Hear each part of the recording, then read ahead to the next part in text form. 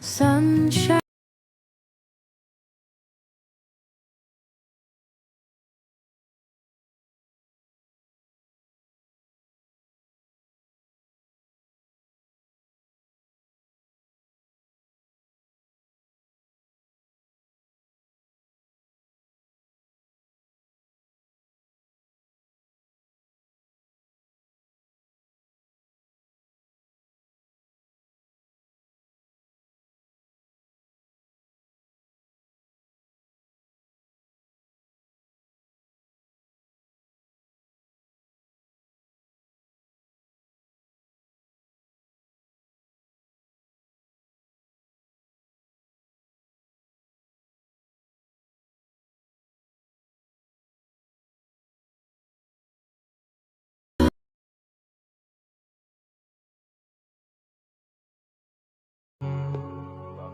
Бақытты сәттер ғана есте қалар кез.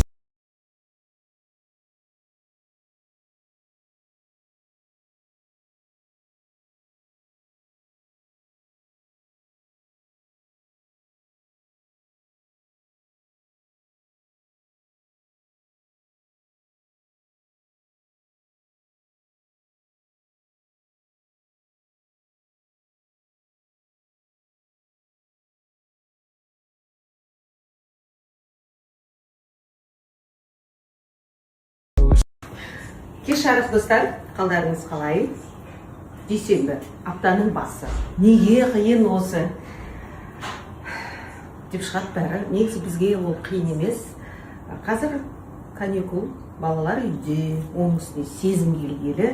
Біздің қазан всегда қайнап тұрады.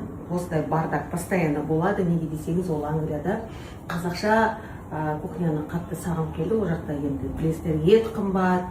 Жалпы өмір сүру ол жақта қымбат, арзан емес. Ойбай, Рабиюшка, кім? Хан, Рабиюшаға бар.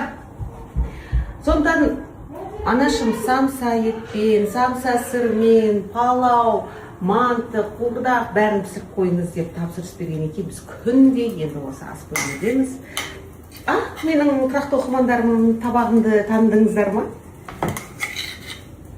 Стажы менде ғой бұл. Мен келіндік стажда қаншамын, сонша бұл табақ. Негізі жалпы үйде тамақ пісіресің ғой, бірақ балалар неге екені белгісіз. Енді сіздерде де бар шығар.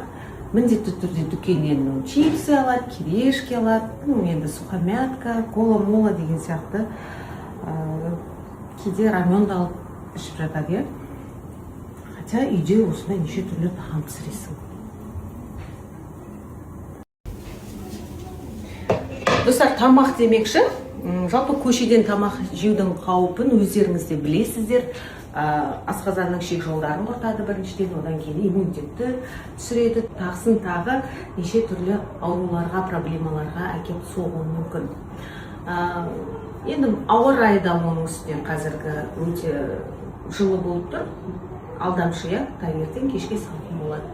Сондықтан да біздің үйде бөпе болғандықтан балалардың, өзіміздің денсаулығымызға аса бір қамқорлықпен қараймыз.